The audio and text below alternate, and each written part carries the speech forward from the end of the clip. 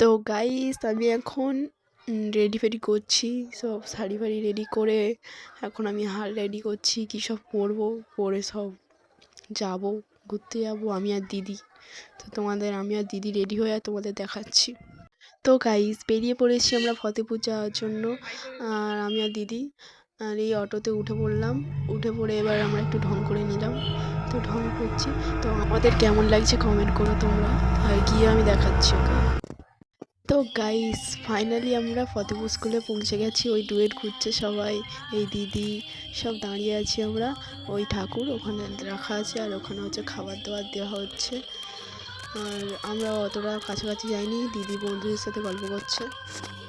আর ওখানে হচ্ছে সরস্বতী ঠাকুরকে রেখেছে, ওই আমি জুম করে দেখাচ্ছি। বেশি কাছাকাছি যাইনি, আমরা তাড়াতাড়ি চলে যাব বাড়িতে, বেশিটা ঘুরিনি আমরা, তাই তোমাদের দেখাতে পারছি না অতটা।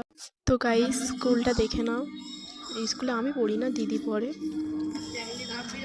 এখানে দিদি নিয়ে এসছে আমাকে। তো গাইস ফতেপুর থেকে টানা বাড়ি যাওয়ার সময় একটা ভিডিও করে নিলাম, দিদি করে দিল।